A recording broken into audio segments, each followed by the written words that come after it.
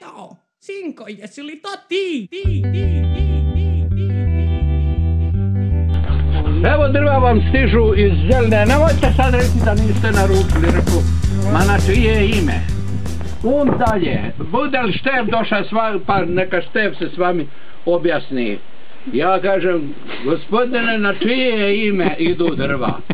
Dalje svoje. Udri, doće vam kamion pred vrata i stovarti. Jebote, kud iz Zeline jebote? Bože, zla i ljudi.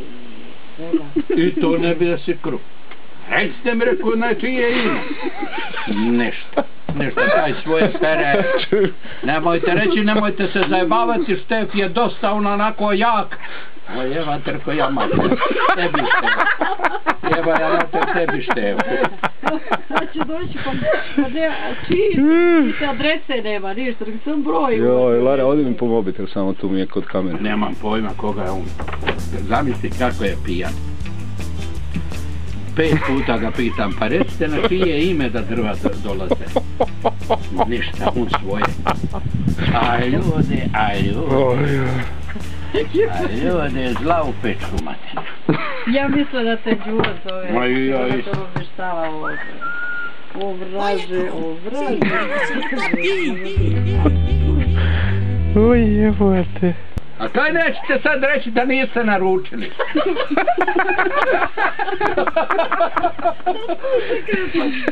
Ma da ti to čuješ? Ja nisam čuo.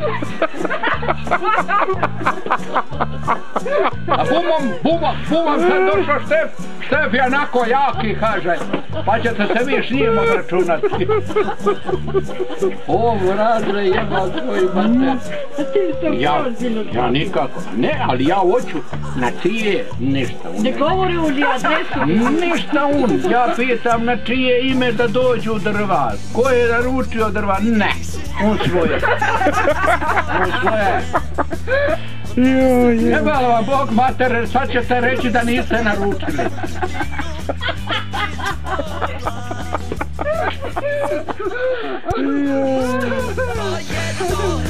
200 kuna ste uplatili.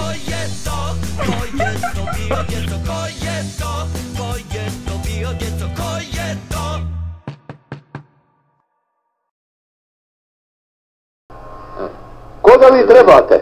Ja mu Štefu lijepo regel da on vama isto vadi tu pred vrata, a vidite kaj budete s njima. Na čije ime? Ma na čije ime ide to? A na čije ime ide?